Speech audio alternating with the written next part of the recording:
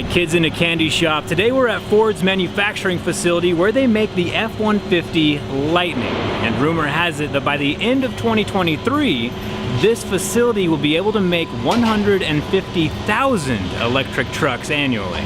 And today we're gonna see how it all happens. Let's get started.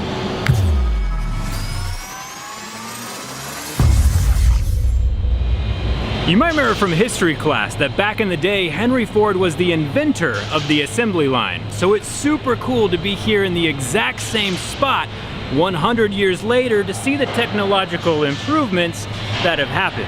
Fun fact, that exact building where everything started has been torn down obviously, but the construction materials have been recycled and reused in the foundation of the building we're in right now. So its history continues. Obviously we're here at the end of the assembly line. Let's head over to the beginning so we can see where it all starts. The beginning of our adventure starts here at the roof of the facility. This is where the truck bodies and the truck beds come in from being painted in a giant conveyor of an assembly line where they drop through the roof onto the manufacturing floor. Behind me is a row of AGVs. They're the workhorse of this facility and what move the giant components of the vehicle around. As the name implies, they are all automated and run along magnets that are embedded inside of the floor. They're what allow this facility to maintain operation while expanding during construction. You'll notice the lights on the top turn to green when it starts to move as opposed to blue waiting for signal. And then it should, there's sensors in the corner on this side as well as the other side, so if it starts coming where someone is standing, it stops. And since I'm the one currently holding up production, I'm going to move, but it's what allows these to move around the facility and not get in the way of everything else. There's also a few points around the facility where these can plug in and charge up.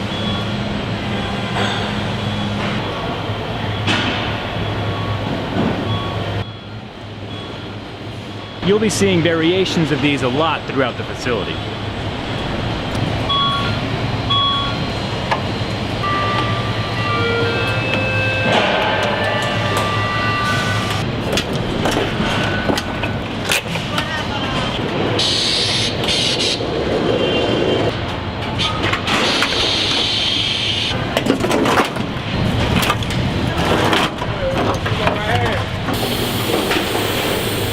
It's interesting that the moonroof actually comes in through the front windshield before being lifted up and attached into place.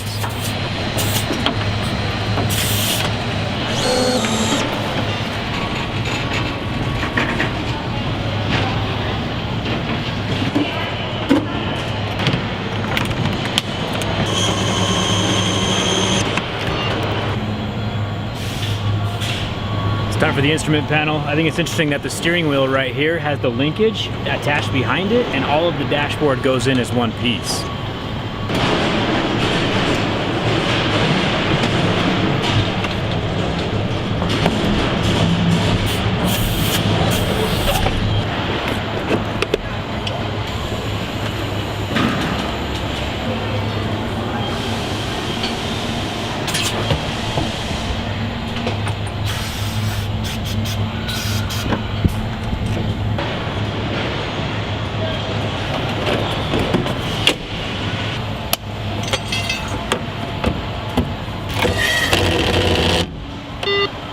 Mounting the windshield is actually a process all of its own.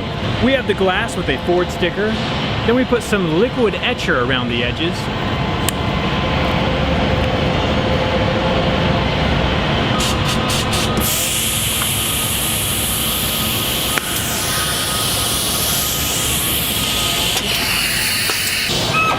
With the rear view mirror installed, we move it over to the large windshield installing arm, which checks the etching first, then applies the urethane,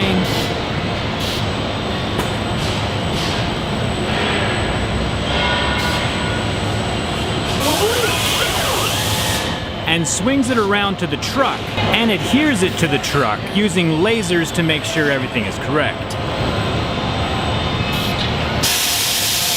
Science. So up until now, the cabs and the truck beds have been separate. It's time to join them together, hoist them off the ground, suspend them in the air, and join them with the chassis. Behind me is where the chassis get entered onto the assembly line. We have the bodies coming in over here, chassis coming in over here. This is where they're married together. But before that union can happen, let's go back to the chassis assembly line and see how those are built. This is the wall of electric motors that fit inside the chassis. These are what give the truck the 580 horsepower and 775 pound-feet of torque. As a fun little side fact and possible future video, all of the forklifts here are run off of hydrogen fuel cells, which is a topic for another day. This line of ATGs, just like the one before, are following this strip inside the concrete that magnets are placed at different intervals to guide everything where it needs to go. The motors are made here in the USA, along with the frames, also made right here in the United States, and it can apparently be loaded single-handedly onto the AGV by one single person. Loading the frame onto the AGV all by himself, that's pretty impressive.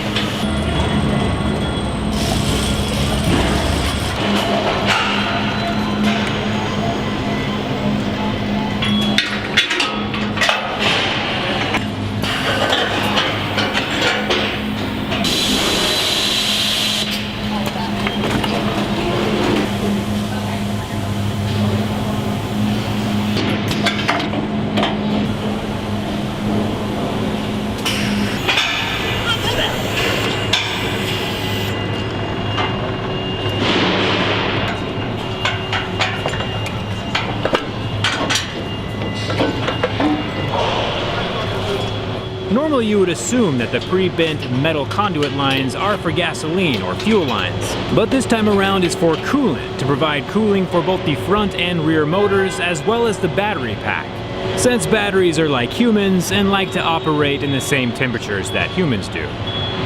Here we have the battery pack. At 1,600 pounds, it's time to mate the battery with the chassis. Astute observers so far might have noticed that the chassis is actually upside down. The easiest way to mate the battery with the chassis is to flip it over and mount it at the same time.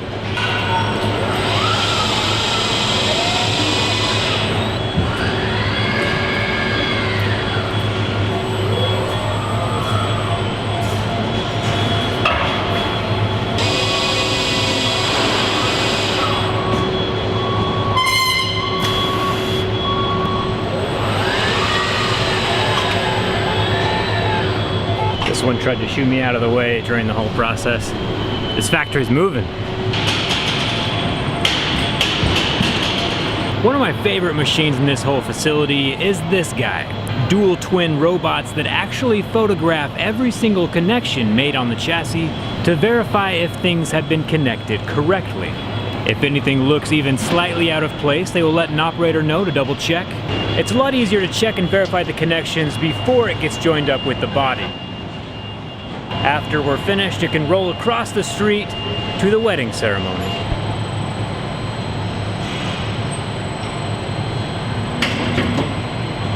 And after the body is secured to the chassis with the mounting bolts, it can lower down and motor off onto the next station. As you can see, these ATGs are significantly more robust than the previous versions because they're holding a lot more weight. And while EVs don't run off of gasoline, there are still some liquids inside. We have the AC refrigerant, the brake fluid, windshield wiper fluid, and the coolant that runs through both motors and the battery. Before the truck is fully finalized, we have the front trunk, which gets popped into place. Big enough for a golf club bag.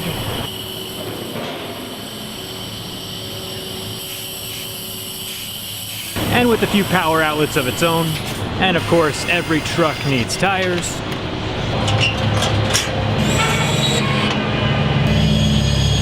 The skid plates are installed before the final inspection, and that's what all of these LED lights are for. The brightness of the lights gives us a very detailed look at the truck to make sure there's no dents and dings from everything that's happened before this. Now this room right here is where they do the final test on the Ford F-150 Lightning. There is water coming out from every surface in this room to test the truck for leaks. The truck might have just been born today, but it has a long life ahead of it and needs to be watertight from every surface. I'm not sure whose truck this is, but we're going through the water tester.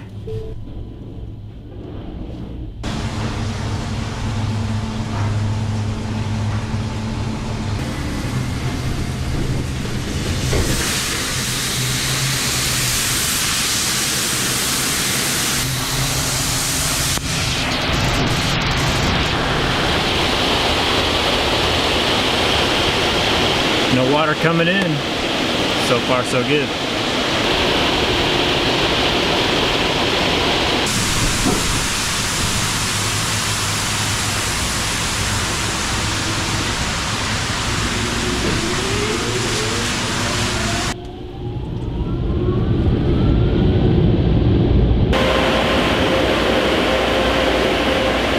And since I am not wet, I can confirm that this truck is good to go.